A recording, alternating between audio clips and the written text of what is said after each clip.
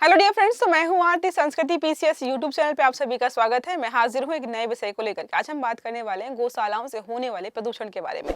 राजस्थान की न्यूज है। वैसे तो हर स्टेट में इस प्रकार की समस्याएं हैं ही, क्योंकि हर जगह गौशालाएं बनी हुई हैं। छोटी गौशालाओं से हमें कोई समस्या नहीं है, ये सीपीसीबी को भी बोला गया है। हाईकोर्ट ने समन जारी किया कि भाई तुम बताओ कि बड़े बड़े जो गौशालाएं हैं वहां पर जो है सैकड़ों की संख्या में गायें हैं, वो जो वायु प्रदूषण फैला रही हैं, जल प्रदूषण फैला रही, बदबू फैल रही है और भी चीजें हैं, उनको हम कैसे कंट्रोल करेंगे।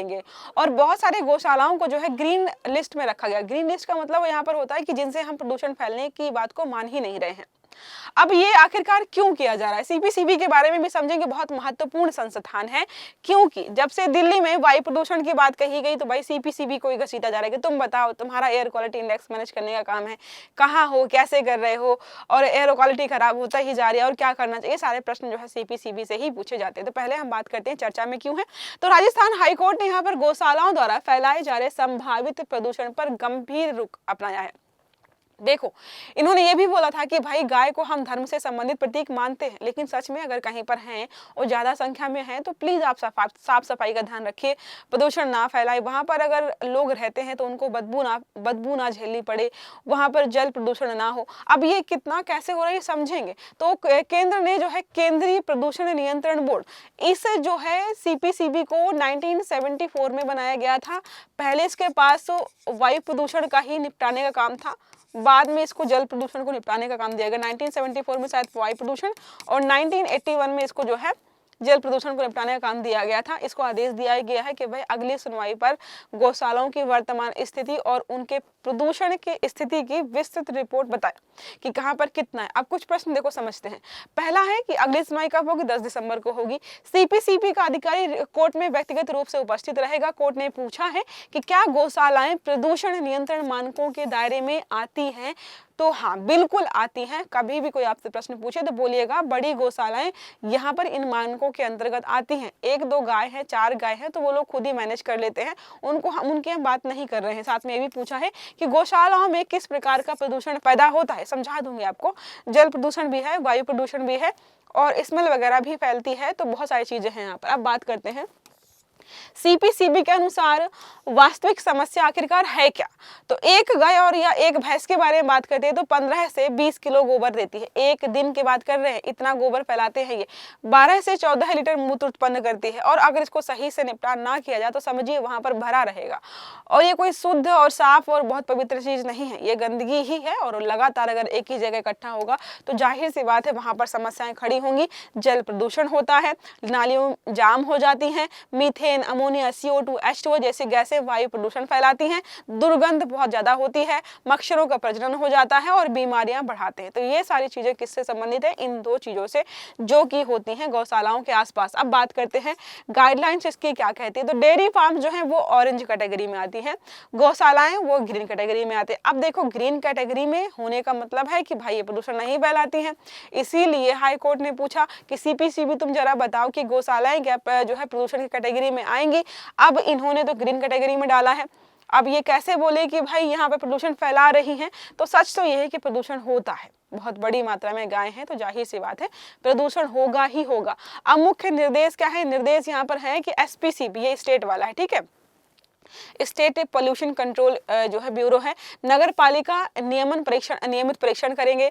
ऑडिट होगा, हर जिले में 2 डेयरी प्लस से 2 गौशालाओं का एनवायरमेंटल ऑडिट किया जाएगा। क्योंकि इनसे पूछा गया है ना कि जाकर सारी चीजों को एनालाइज करो और हमें रिपोर्ट दो। 10 तारीख के तुम आओगे तो हमारे पास रिपोर्ट होनी चाहिए। रिपोर्टिंग में देखें हर 6 महीने में सीपीसीबी रिपोर्ट वैसे बनाता है, बनाएगा भी। कार्यवाही तो उल्लंघन पर वाटर एक्ट 1974 और एयर एक्ट 1981, शायद मुझे लग रहा है स्टार्टिंग में मैंने कर दिया है गड़बड़। मैंने बताया था सीपीसीबी बना 1974 में, तो इसके पास पहले था वाटर एक्ट वाला 1974 का काम कि भाई चलो जरा साफ सफाई करो पानी की।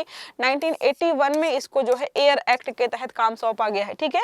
तो जल प्रदूषण और वायु प्रदूषण को नियंत्रित करने का काम, इसको मॉनिटर करने का काम, नए नए इनिशिएटिव लाने का काम किसका है, सीपीसीबी का है। ओके, अब गौशालाओं से प्रदूषण वैज्ञानिक वर्गीकरण का। जल प्रदूषण हमने देखा कि गोबर हो गया, अपशिष्ट हो गया, नालियों में जाता है, नदियों में जमा हो जाता है। वायु प्रदूषण में हमने देखा मीथेन, अमोनिया, बहुत सारी गैसें निकल रही हैं, गंध वगैरह फैलती है, श्वास को खतरा है, मच्छरों का प्रजनन बढ़ जाता है, जिसकी वजह से लोग बीमार होना शुरू हो जाते हैं। अब देखो कोर्ट ने क्या क्या प्रश्न पूछे हैं, उसके जवाब मैं दे देती हूँ आपको। पहला प्रश्न इन्होंने पूछा, क्या गौशालाओं को प्रदूषण बोर्ड नियमों के दायरे में लाना चाहिए? बिल्कुल लाना चाहिए। जो बड़े गौशाला हैं उनको जरूर लाना चाहिए, क्योंकि बहुत बड़ी मात्रा में प्रदूषण होता है इनसे।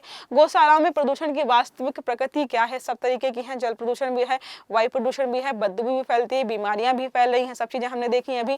क्या राज्य प्रदूषण नियंत्रण बोर्ड एसपीसीबी नियमित निगरानी कर रहा है? शायद नहीं कर पा रहे हैं ठीक से, तभी हम ये समस्या झेल रहे हैं। और लगातार बहुत सारे अभी तक केस आए हुए हैं, दिल्ली का है, उत्तर प्रदेश का है, बिहार का है, बहुत अलग अलग राज्यों में ऐसे केस आए हैं, उनकी सुनवाई भी हुई है। क्या गौशालाओं के अपशिष्ट प्रबंधन के लिए कोई नीति लागू होनी चाहिए? बिल्कुल होनी चाहिए कि भाई अगर ज्यादा है तो आप कोई यहाँ पर कंपोजिट खाद का प्लांट लगा दीजिए, गोबर गैस बनाइए, कुछ भी करके इसका निस्तारण करिए ताकि समस्या को हम खत्म कर पाए। अब बात करते हैं नीति आयोग। अब यहाँ पर इन्होंने कुछ बताया कि भाई क्या क्या कर सकते हैं, क्योंकि कुछ राज्य ऐसे हैं जहां पर गौशालाएं तो हैं लेकिन उन्होंने उसका प्रबंधन कर लिया है। जैसे बायोगैस हो गया, इससे घरेलू ईंधन बना सकते हैं, बायो सीएनजी वाहन ईंधन बन जाएगा, वर्मी कंपोस्ट हो गया, जैव उर्वरक के रूप में इस्तेमाल करेंगे, पंचगव्य उत्पाद है, औषधि और जैविक खेती के लिए इस्तेमाल हो सकता है, स्लरी प्रबंधन है तो जल प्रदूषण कम हो जाएगा। ये सारे बताए हैं नीति आयोग ने कि हम कैसे इस समस्या से निपट सकते हैं। अब राजस्थान हाईकोर्ट का निर्देश है यहाँ पर यही कि सीपीसीबी को रिपोर्ट सौंपनी है गौशालाओं की स्थिति के बारे में और प्रदूषण का विवरण देना कि कौन कौन से प्रदूषण कहाँ पर फैल रहे हैं। व्यक्तिगत उपस्थिति है, एक अधिकारी जाएगा वहां पर। तकनीकी स्पष्टीकरण, तो अपशिष्ट प्रबंधन की वैज्ञानिक जानकारी देनी है आपको, कैसे प्रबंधन करना है। जो अभी यहाँ पर नीति आयोग ने बताया है ना, ये तरीके हम अपना सकते हैं और यही जाकर के सीपीसीबी के अधिकारी भी बताएंगे। राज्य का पीसीबी पर भी जिम्मेदारी यहाँ पर डाली गई कि भाई तुम भी जरा देखो, निगरानी करो, निरीक्षण करो, रिपोर्टिंग करो और साथ में ऑडिट भी यहाँ पर प्रस्तुत करो कि क्या और कहाँ पर कैसे हो रहा है। अब ऐसा तो है नहीं कि गाय भैंस सिर्फ भारत में है, पूरी दुनिया में हर जगह पर है। तो हम बात करते हैं अलग अलग देशों के बारे में कि कहाँ पर क्या नियम है। तो नीदरलैंड पर सख्त मीथेन नियंत्रण है और गैस उत्सर्जन पर भारी जुर्माना लगाए। जर्मनी में बायोगैस, शायद नीदरलैंड ही ऐसी कंट्री है जिन्होंने गायों की जुगाली पर टैक्स लगाया था ताकि कंट्रोल किया जा सके। बायोगैस मॉडल है, गौशालाओं से यहाँ पर ऊर्जा बनाई जा रही। यूएसए में अपशिष्ट लैगून मैनेजमेंट है, तरल अपशिष्ट वैज्ञानिक तरीके से स्टोर किया जा रहा है। भारत में हमने देख लिया है सीपीसीबी की गाइडलाइंस है, कहीं पर पालन होता है, कहीं पर पालन नहीं होता है और नहीं होने की वजह से यहाँ पर प्रदूषण हो रहा है। अब बात करते हैं अब तक के सबसे बड़े सवाल क्या है, क्या गौशालाएं भी प्रदूषण उद्योग की श्रेणी में आती हैं? बिल्कुल आती हैं। बड़ी वाली गौशालाएं। क्या गौशालाओं को ग्रीन कैटेगरी में रखना चाहिए? नहीं, छोटी को रख सकते हैं लेकिन बड़ी को आपको जो है दूसरी कैटेगरी में डालना चाहिए।